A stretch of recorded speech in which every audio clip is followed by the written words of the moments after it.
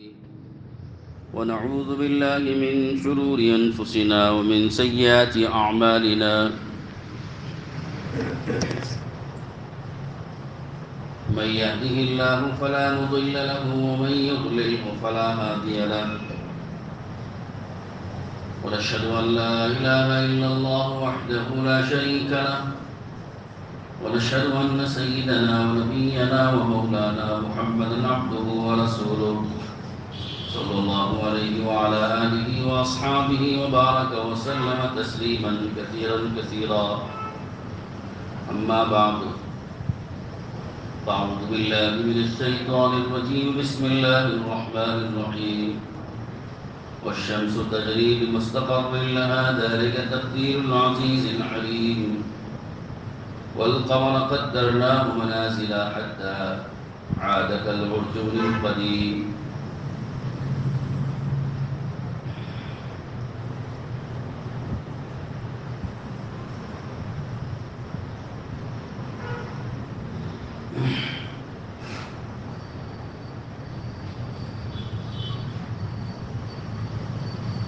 دوستو بزرگوں بھائیوں، اللہ تعالیٰ نے سورج اور چاند دو عظیم مخلوقات پیدا کرتے ہیں، اور یہ دو عظیم ایسی مخلوقات ہیں کہ جن کو اللہ تعالیٰ نے عجیب شان کے ساتھ بنایا ہے، اور وہ ہمارے لیے اللہ تعالیٰ کی قدرت کی ایک عظیم نشانی ہے۔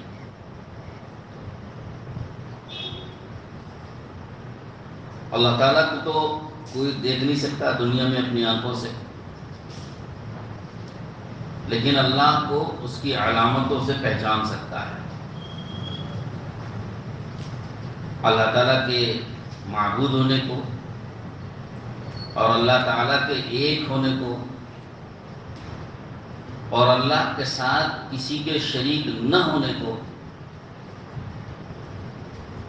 اور اللہ تعالیٰ کی قدرت کو، ان سب چیزوں کو انسان پہچان سکتا ہے اللہ کی مخلوقات میں غور کر کے اور اس کی نشانیوں میں غور کر کے۔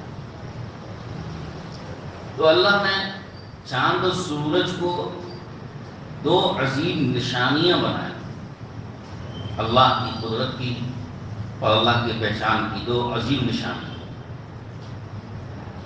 اگر ان نشانیوں میں غور کریں تو اللہ تعالیٰ کی قدرت سمجھ میں آئے گی، اور پھر برمرہ انسان اقرار کرے گا کہ اللہ کے سوا کوئی معبود حقیقی نہیں، اور اللہ کے سوا کوئی بھی عبادت کے قابل نہیں، اور اللہ ایک ہی ایک ذات ہے، اللہ کے ساتھ کوئی شریک نہیں ہے۔ ان ساری چیزوں کا اقرار آدمی اپنے دل سے کر لے گا اگر اللہ کی نشانیوں میں صحیح طور پر غور کرے۔ آپ دیکھ رہے ہوں گے کہ سورج اور چاند جس نظام کے ساتھ چل رہے تھے برس پہلے، کئی برس گزر جانے کے بعد، ہزاروں برس گزر جانے کے بعد بھی اسی نظام کے ساتھ برابر چل رہے ہیں، نظام میں کوئی فرق نہیں ہے۔ آپ نے اگر غور کیا ہوگا اوقات الصلاۃ میں، تو ممکن ہے آپ حضرات کو سمجھ میں یہ بات آئی ہوگی کہ اوقات الصلاۃ، نمازوں کے اوقات ایک علاقے کے لیے جنوری کی پہلی تاریخ سے دسمبر 31 تک کے لکھ دیے گئے، اور اگر اس کو 100 برس پہلے کسی نے اگر مرتب کر کے لکھا ہے تو آج 100 برس کے بعد بھی وہ تبدیل نہیں ہو رہا ہے، وہی اسی طرح باقی ہے۔ اتنے بج کر اتنے منٹ پر سورج طلوع ہوتا ہے اور اتنے بج کر اتنے منٹ پر سورج غروب ہوتا ہے۔ اب منٹ کے ساتھ اور گھنٹوں کے ساتھ، وقت کی تعیین کے ساتھ طلوع اور غروب جو برس پہلے تحقیق کر کے لکھا گیا، کئی برس کے بعد بھی اس میں کوئی اوقات میں فرق نہیں، آج بھی وہی فرق۔ حالانکہ انسانی نظام میں اتنی پابندی بہت مشکل ہے۔ کہ اگر کوئی سال بھر کا اپنا شیڈول ایسا طے کر دے کہ 1 منٹ کا بھی کوئی فرق نہ ہو کوئی انسان، تو شاید کوئی بھی قابو میں نہیں لا پائے. کوئی بھی ایسا نہیں ملے گا کہ جو اس پر قابو پا سکے. یقیناً وہ اس میں رد و بدل کر ہی دے گا اور تبدیل ہو ہی جائے گا. ایک تو ہے کہ بھائی وقت گزرنے کے بعد آپ نے بتایا کہ اتنے بج کر اتنے منٹ پر سورج طلوع ہوا اور اتنے بج کر اتنے منٹ پر سورج غروب ہوا. ایک تو ہے کہ بھائی طلوع ہو جانے کے بعد اور غروب ہو جانے کے بعد وقت بتانا، اور ایک ہے کہ طلوع اور غروب ہونے سے پہلے ہی اس کا وقت بتا دیا کہ اتنے بج کر اتنے منٹ پر سورج طلوع ہوگا اور اتنے بج کر اتنے منٹ پر سورج غروب ہوگا. سال کی ابتدائی میں وقت بتا دیے جائیں یہ تو، اور پھر اسی وقت پر وہ طلوع ہو اسی وقت پر غروب ہو. تو یہ ایسا نظام ہے جو اللہ نے اپنا بنایا ہوا ہے، اور اس نظام میں خلاف ورزی آپ نہیں دیکھ رہے. تو یہ اللہ کی قدرت کی عظیم نشانی نہیں ہے، اتنی بڑی نشانی ہے کہ اس ایک نشانی پر آدمی ایمان میں داخل ہو جائے. دنیا میں جتنے ایمان ہیں یہ بے ایمان ہیں، ان سب کے لیے یہ ایک اپیل ہے کہ اس نشانی میں غور کرو تو تمہیں اللہ کی قدرت سمجھ میں آئے. اسی لیے اللہ پاک نے قرآن میں جگہ جگہ اللہ کی نشانیوں میں غور کرنے کی دعوت دی ہے. یہ غور کرو. یہ جو لوگ ریسرچ کا نام دیتے ہیں، ریسرچ لوگوں نے نام غلط دیا ریسرچ. اور ریسرچ کا معنی یہ سمجھا کہ بھائی مٹی میں کھود کریت کر کے دیکھو مٹی میں کیا خاصیت ہے، کیا نفع ہے، کیا نقصان ہے، یہ مٹی کس درجے کی ہے، کون سی قسم کی ہے، پتھر کس نوعیت کا ہے، کس قسم کا ہے، کون سی ذات کا ہے، کیا نفع ہے، کیا نقصان ہے، کتنے دن رہ سکتا ہے. ریسرچ کا مطلب لوگوں نے چیزوں کا نفع نقصان سمجھ لیا اور چنانچہ اسی پر اپنی پوری طاقت لگاتے ہیں. اور دنیا کی جتنی چیزیں ہیں ان چیزوں میں غور کر کے ان چیزوں کی خاصیتیں، ان چیزوں کے نام، ان چیزوں کی قسمیں، ان کا نفع اور ان کے نقصان وہ تو خوب اچھی طرح سمجھاتے ہیں. لیکن اللہ پاک نے جس بات کی دعوت دی ہے اس کی طرف توجہ نہیں ہے. اللہ تعالیٰ نے جس بات کی دعوت دی وہ کیا ہے؟ اللہ نے یہ دعوت دی کہ بھئی چیزوں میں غور و فکر کر کے چیزوں کے بنانے والے کو پہچانو. چیزوں میں ریسرچ کرو، غور کرو، اس کی تہ تک ضرور جاؤ، لیکن جب تم ریسرچ کرو اور اس میں غور و فکر کرو تو ان چیزوں کے بنانے والے تک تمہاری رسائی ہونی چاہیے. اگر آدمی چیزوں میں غور کرے، ریسرچ کرے، لیکن چیزوں میں ہی اٹک کے رہ جائے، اسی میں زندگی فنا کر دے، چیزوں کے بنانے والے تک نہ پہنچے، تو اس کا نام گمراہی ہے. تو اس نے کیا غور کیا؟ چیزوں میں غور کرنے کا نتیجہ یہ ہونا چاہیے کہ چیز کے بنانے والے تک پہنچ جانا چاہیے. چیزوں کا بنانے والا ہے اللہ. تو اس لیے اللہ پاک نے دعوت دی قرآن میں چیزوں میں غور و فکر کرنے کی، مخلوقات میں غور و فکر کرنے کی، کائنات میں غور و فکر کرنے کی اللہ نے دعوت دی ہے قرآن میں. لیکن کس مقصد سے دعوت دی؟ اس مقصد سے نہیں دعوت دی ہے کہ چیزوں میں غور کر کے چیزوں کا کیا نفع نقصان ہے وہ پہچانو. اس لیے اللہ نے دعوت نہیں دی. یہ تو ایک ضمنی چیز ہے کہ آدمی غور کرے گا، ریسرچ کرے گا تو اس کا نفع نقصان، خاصیت، اس کی قسمیں کیا ہیں، کدھر ہیں، اس کی ڈیٹیل تو کلیکٹ کر لے گا، جمع کر لے گا، معلوم کر لے گا. لیکن اللہ کا مقصود صرف اتنا نہیں ہے. یہ تو فانی چیز ہے اور یہ فانی مقصد ہے اور یہ وقتی مقصد ہے، چند دن کا ہے. اللہ یہ چاہتے ہیں کہ ہمیشہ کا فائدہ حاصل ہو. وہ کیا ہے کہ ان چیزوں میں غور کر کے اللہ کی قدرت کو سمجھے، اللہ کی قدرت کو پہچانے. اگر اس نے چیزوں میں ریسرچ کر کے غور و فکر کر کے اللہ کی قدرت کو سمجھ لیا اور پہچان لیا اور اللہ تک رسائی مل گئی تو اللہ جس بات کی دعوت دے رہے وہ پوری ہو گئی اور ریسرچ کرنے کا فائدہ ہو گیا. میں حدیث پاک کے حوالے سے چند باتیں عرض کروں آپ کو. صرف ایک سورج اور چاند کے متعلق جو میں نے آیتیں پڑھی. والشمس تجری لمستقر لہا. اللہ پاک فرماتے ہیں مثال کے طور پہ، میں اس غور کرنے کی جو بات آ رہی ہے تو اس لیے اس پر بات کر رہا ہوں. والشمس تجری لمستقر لہا. یہ سورج چل رہا ہے اپنے ایک ٹھکانے کی طرف. سورج برابر چل رہا ہے اپنے ایک ٹھکانے کی طرف. یہ آیت کا مطلب ہے. اب آیت کا ظاہر یہ بتا رہا ہے کہ کوئی ایک ٹھکانہ اس کے لیے طے ہے اللہ کی طرف سے اور یہ ادھر چل رہا ہے. برابر چل رہا ہے اس ٹھکانے کی طرف۔ اب اس ٹھکانے سے کیا مراد ہے اور یہ چلنے سے کیا مراد ہے؟ ہم نے پڑھنے کے زمانے میں ایک بڑے سائنٹسٹ کا ایک لیکچر سنا تھا جو انہوں نے دارالعلوم دیوبند میں آ کر پیش کیا تھا، پریزنٹ کیا تھا۔ اس میں انہوں نے بتایا تھا کہ یہ پورا جو سولار سسٹم ہے یہ تو اپنی جگہ تو گھوم رہا ہے، جیسے کہتے ہیں کہ بھائی زمین گھوم رہی ہے، سورج گھوم رہا ہے، چاند گھوم رہا ہے، اور یہ سارے ستارے سیارے گھوم رہے ہیں، روٹیٹ ہو رہے ہیں۔ تو اس کے ساتھ ساتھ انہوں نے یہ بتایا کہ یہ پورا جو سولار سسٹم اور نظام شمسی ہے یہ سب کا سب ایک طرف جا رہا ہے، مسلسل جا رہا ہے۔ جب سے اللہ نے بنایا تب سے یہ مسلسل ایک طرف کو جا رہا ہے۔ کب تک جاتا رہے گا؟ کہ آخری دن تک، قیامت تک جاتا رہے گا۔ اس پر انہوں نے بتایا کہ اللہ کے خزانے میں اسپیس کتنی ہے، اس سے آپ خود اندازہ لگا کہ جب سے بنایا گیا تب سے یہ چل رہا ہے سارا سولار سسٹم، یہ چل رہا ہے اور چل رہا ہے اور چل رہا ہے، ایک طرف کو جا رہا ہے۔ تو آپ اس سے اندازہ لگاؤ کہ اسپیس اللہ کے ہاں کتنی ہے، اسپیس کتنی جگہ ہے، کتنی خلا ہے۔ تو یہ ایک نشان۔ تو قرآن نے کہا کہ سورج اپنے ٹھکانے اور اپنے مستقر کی طرف چل رہا ہے، اس کا مطلب کیا ہے؟ علماء نے اس کا یہ مطلب لکھا ہے، دو مطلب لکھے ہیں۔ ایک مطلب یہ ہے کہ سورج کے لیے ایک آخری ٹھکانہ مقرر ہے، یہ قیامت تک اس ٹھکانے کی طرف جاتا رہے گا۔ جو آخری دن اس کا آخری ٹھکانہ مقرر ہے، وہاں جب یہ پہنچ جائے گا تو یہ اب چلنا بند ہو جائے گا، اور وہی دن قیامت کا دن ہوگا۔ اس سے وہ جو سائنٹسٹ نے بات کہی تھی وہ بات اور اس بات میں تقریباً موافقت معلوم ہوتی ہے، ایک اتفاق معلوم ہوتا ہے۔ دوسرا مطلب علماء نے یہ لکھا ہے کہ ہر دن سورج اللہ کے عرش کے پاس، یہ حدیث میں ہے، ہر دن سورج جب غروب ہوتا ہے اپنا ایک سرکل جب پورا کرتا ہے دنیا کا، تو پوری طرح جب وہ غروب ہو جاتا ہے تو غروب ہوتے وقت میں ہونے کے بعد سیدھے اللہ کے عرش کے پاس پہنچتا ہے، اور اللہ کے عرش کے پاس پہنچ کے سجدہ کرتا ہے،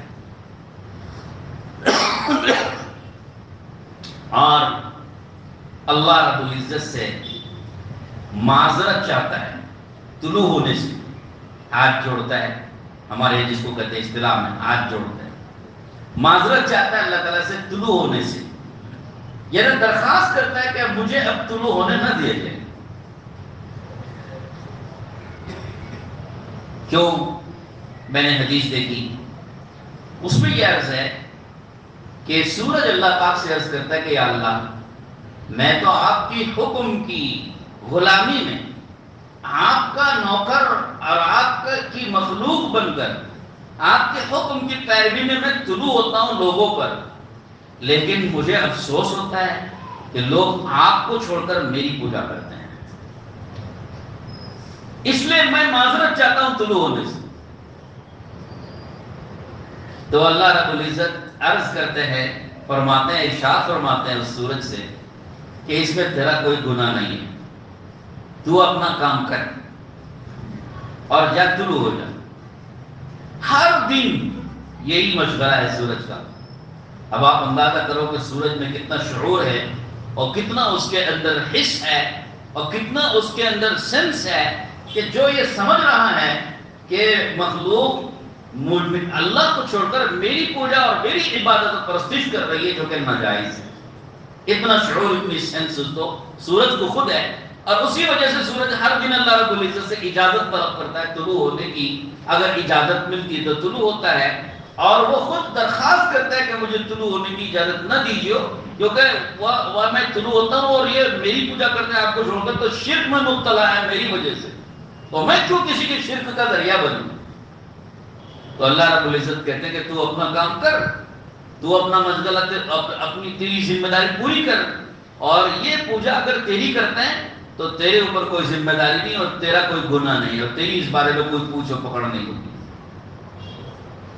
اور ایک بات تو اب اس سے پتہ چلا کہ سورج جو ایک مستقر کی طرف جا رہا ہے، کہ اس کا مطلب روزانہ ایک اللہ کے عرش کے پاس جا کر وہ جو سجدہ کرتا ہے وہ مراد ہے۔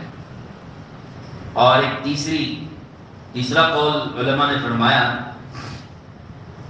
کہ دو مشرق اور دو مغرب ہیں۔ قرآن میں بھی ذکر ہے سورہ رحمان میں، رب المشرقین و رب المغربین، دو مشرقوں کا رب، دو مغربوں کا رب، اللہ کے بارے میں۔ دو مشرق ہیں، دو مغرب ہیں۔ ایک تو یہ مغرب ہے ہمارا جو پیٹھ کی جانب میں جو قبلے کی طرف جو رخ ہے یہ مغرب ہے، اور یہ سامنے کے رخ مشرق ہے۔ تو قرآن کہتا ہے کہ دو مشرق ہیں اور دو مغرب ہیں۔ اس کا مطلب یہ لکھا ہے کہ ایک گرمی کا اور ایک سردی کا۔ گرمی میں سورج ایک سمت جاتا رہتا ہے، اس کا رخ بدلتا رہتا ہے، طلوع ہونے کی جگہ بدلتی رہتی ہے یہاں تک کہ ایک آخری جگہ پر جا کر وہ اس کا طلوع ہونے کی جگہ ختم ہو جاتی ہے، پھر وہاں سے واپس آتا ہے۔ اور سردیوں میں دوسری طرف سے طلوع ہونا شروع ہوتا ہے، جگہ بدلتی رہتی ہے، ایک آخری کنارے پہ پہنچ کے وہ ٹک جاتا ہے، اور پھر سردی ختم ہونے آتی ہے، پھر وہاں سے واپس آتا ہے سورج۔ اسی طرح سے ادھر اس کنارے تک اور اس کنارے تک، سردیوں میں اس کنارے تک، گرمیوں میں اس کنارے تک جاتا ہے۔ یہ دو مشرق ہوئے، ایک سردیوں کا کنارہ، ایک گرمیوں کا کنارہ، یہ دو مشرق ہوئے۔ اور اسی طریقے سے مغرب بھی، جیسے مشرق بدلا تو مغرب بھی بدلے گا، جیسے ادھر سے ہٹے گا تو ادھر سے بھی ہٹے گا، غروب میں بھی۔ تو اسی طرح سے مغرب کا بھی ایک کنارہ ہوتا ہے سردیوں کا، اور ایک مغرب کا ایک گرمیوں کا کنارہ ہوتا ہے۔ تو مغرب بھی دو ہو گئے، غروب ہونے کی دو جگہ ہو گئی۔ اور علماء حدیث میں یہ لکھا ہوا ہے کہ اللہ نے ان دو مشرقوں اور دو مغربوں کے بیچ میں 360 برج بنائے ہیں۔ 360 برج ہیں۔ اب میں برج کو کیا سمجھاؤں؟ برج کو سمجھانے کے لیے میں اگر یوں کہوں کہ روٹ بنائے ہیں، 360 روٹ بنے ہوئے ہیں اس کے، اس مشرق سے اس مشرق اور مغرب سے مغرب، دو مغرب اور دو مشرق کے بیچ میں سورج کے لیے 360 رخ بنے ہوئے ہیں، اور ہر برج اور ہر رخ پر ایک دن میں طلوع اور غروب ہوتا ہے۔ اور خدا کی قدرت عجیب و غریب ہے کہ اس روٹ اور اس برج سے جس تاریخ میں اللہ رب العزت نے اس کے لیے طلوع ہونا مقرر کر رکھا ہے، وہ اس تاریخ میں اسی برج پر طلوع ہوگا اور اسی برج پر غروب ہوگا۔ اور یہ نظام النظام شمسی جس دن سے اللہ نے کائنات بنی اور سورج چاند بنائے تب سے چل رہا ہے، اور قیامت تک یہ برابر چلتا رہے، کوئی فرق نہیں۔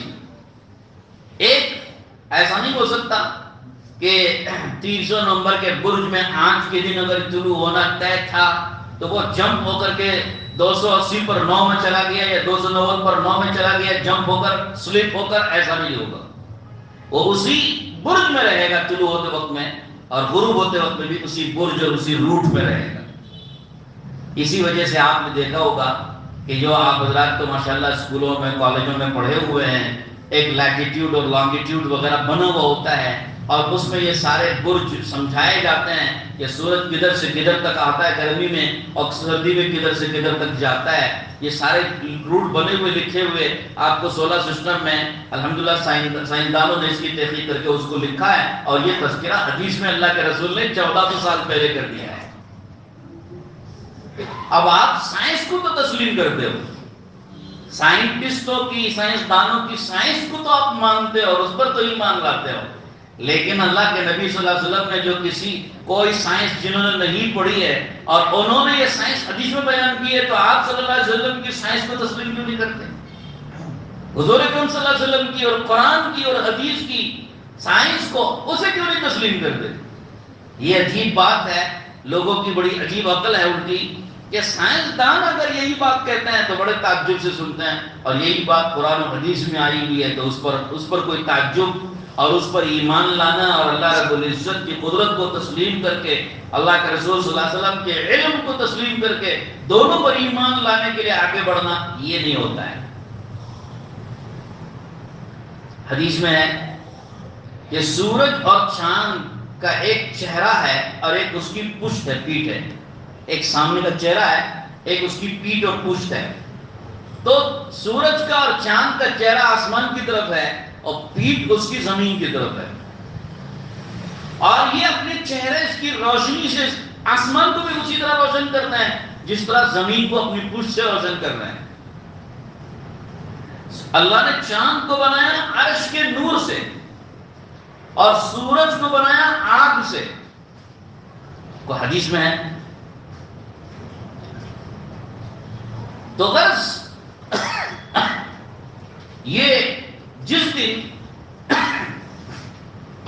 اچھا سورج کے جو پشت اس کا چہرہ آسمان کی طرف، پشت زمین کی طرف ہوتی ہے، وہ اسی طرح سے وہ زمین کے اطراف میں گھومتا رہتا ہے، یعنی اس کا چہرہ آسمانی کی طرف رہے گا، پشت زمین کی طرف رہے گی، اسی طرح گھومے گا۔